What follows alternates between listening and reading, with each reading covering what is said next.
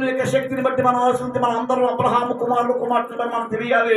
అక్కడ జరిగించింది ఏంటంటే ఆయనతో పాటు ఇంకో కుటుంబం ఉందని దాన్ని కూడా కంపేర్ చేసుకుంటే అబ్రహాం ప్రతి చోటలా బలిపీఠం కొడతాం, ప్రార్థింపజేయటం, బలిపీఠం కడతాం, ప్రార్థింపజేయటం. ఇంకొక విషయం చెప్తాను, ఇదంతా సంతోషంలో వెళ్ళిన ఊరిని బట్టి చక్కగా బలిపీఠం కట్టేసి సహవాసంతో కొనసాగిస్తున్నాడు.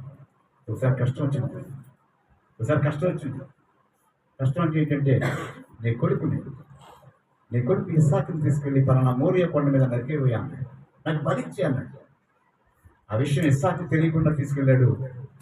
22వ అధ్యాయం ఆదికాండం 9వ వచనంలో కూడా ఏం చేసి తెలుసండి, అంటే కష్టంలో సైతం సంతోషంలో సైతం ఒకే విధంగా దేవుణ్ణి కొడియాడబడిన వ్యక్తి అబ్రహాము గారు.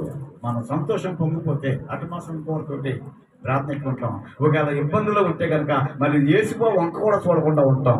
నువ్వెలాగా నేనలాగా దేవుళ్ళు ఆశీర్వదపడతాం. ఇది అదే ఎందుకు చెత్తమని ఆయన వాగ్దానం చేశారంటే మీరందరూ అబ్రహాము సంబంధులే కనుక అబ్రహాము వల్ల ఆశీర్వదింపబడతాను వాగ్దానం ఉంటే మనం ఎక్కడో పెట్టేసాం దాన్ని.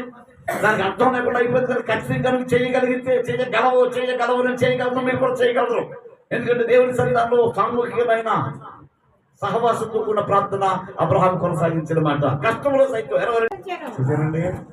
ఏంటో తెలుసా, ఒక్కగా ఒక కొడుకుని మళ్ళీ తిరగబడి నలుగుతాడేమో పారిపోతాడని చెప్పేసి కాళ్ళు చేతులు కట్టేసి ఇస్సాకును ఆ కట్టెల మీద పడుకోబెట్టి బలిపీఠం కట్టి సంతోషంలో ఆనందంలో ప్రయాణంలో తోడుగా ఉన్నప్పుడు కట్టిన బలిపీఠం కొడుకుని సజీవంగా కళ్ళ ముందు బ్రతుకున్న కొడుకుని కళ్ళ ముందు నరికేమన్నప్పుడు కూడా దేవునిలో కొనసాగిన గొప్ప విశ్వాసం అబ్రహాము, మన తండ్రి గారైన అబ్రహాముదే. హల్లెలూయా.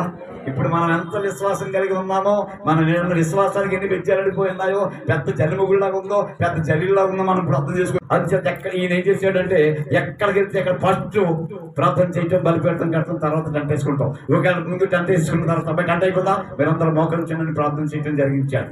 లోతు కూడానే ఉన్నాడు, కానీ ఈ లోతు గారు పక్కనే ఒక్కసారి బలిపీఠం కూడా కట్టలేదు, ఒక్కసారి కూడా ప్రార్థన చేసినట్టు కనపడలేదు.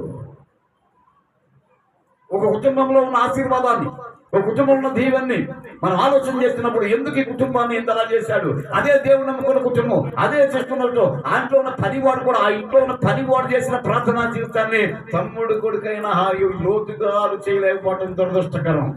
ఎందుకో తెలుసా, ఇవాళ యేసుప్రభు నమ్ముకున్న వాళ్ళు ప్రార్థన జీవితం లేని వాళ్ళు ఎంతో మంది ఉన్నారు. ఇవాళ యేసుప్రభు నమ్ముకున్న వారు కూడా మనుషుల మీద అంటే పాస్టర్ల మీద ఆధారపడిన వాళ్ళు ఎంతో మంది ఉన్నారు. ఇవాళ యేసుప్రభు నమ్ముకున్న వారు కూడా సహవాసాల మీద ఆధారపడి ఉన్నవారు కాదు, కానీ ఆధారపడవలసిన వాక్యం మీద ఆధారపడిన వారు లేరు. కనుక లోతు కుటుంబాలు ఎన్నో కుటుంబాలు మన జీవితాల్లో ఉన్నాయి.